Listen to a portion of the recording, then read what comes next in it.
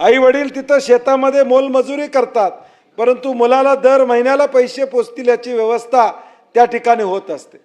परंतु आज ज्या MPSCच्या जीवावर अख्ख्या महाराष्ट्रातल्या लाखो विद्यार्थ्यांचं भवितव्य अवलंबून आहे, त्या MPSCचीच दिशा आज बदलण्याचं काम दुर्दैवाने या ठिकाणी होताना दिसते। ज्या MPSCनं आजपर्यंत ऑफलाईनच्या माध्यमातून परीक्षा घेतल्या आणि हजारो अधिकारी तयार झाले, हजारो अधिकाऱ्यांनी या राज्याच्या विकासामध्ये या विधिमंडळातल्या निर्णयाची अंमलबजावणी करण्याचं सामर्थ्य या राज्यामध्ये दाखवले, ते अधिकारी या MPSCच्या माध्यमातून तयार झाले। आज त्याच MPSC मधून तयार होणारा भविष्य काळातला अधिकारी हा ऑनलाईन परीक्षेच्या माध्यमातून कारकीर्द त्याची ऑफलाईन होईल का अशी अवस्था या ठिकाणी निर्माण झालेली आहे। त्यामुळे सभापती महोदय, आज हा MPSCचा विषय अत्यंत महत्त्वाचा आहे, कारण की निवडणुकीपूर्वी नेहमी घोषणा होतात, हजारो जागांची भरती होणार, मुलं त्या आशेवर MPSCच्या परीक्षेची तयारी करतात आणि या सगळ्या पार्श्वभूमीवर MPSCचा जन्म कशासाठी झाला? परीक्षा घेण्यासाठी झाला, आउटसोर्स करण्यासाठी MPSCचा जन्म झालेला नाही।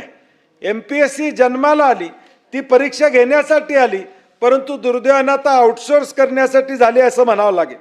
सभापती महोदय, TCS आणि IBPS या कंपन्यामार्फत सरळ सेवामध्ये अनेक घोटाळे या ठिकाणी समोर आले।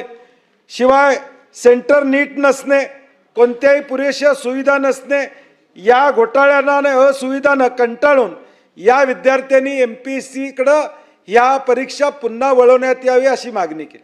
विद्यार्थ्यांची मागणी काय होती की MPSCनंच या परीक्षा घ्याव्यात, कारण की TCS आणि IBPSच्या माध्यमातून कंपन्या भलेही चांगल्या असतील त्याच्याबद्दल माझं दुमत नाही, परंतु त्यांचे खालचे सेंटर्स काय आहेत त्याच्यावर अवलंबून आहे।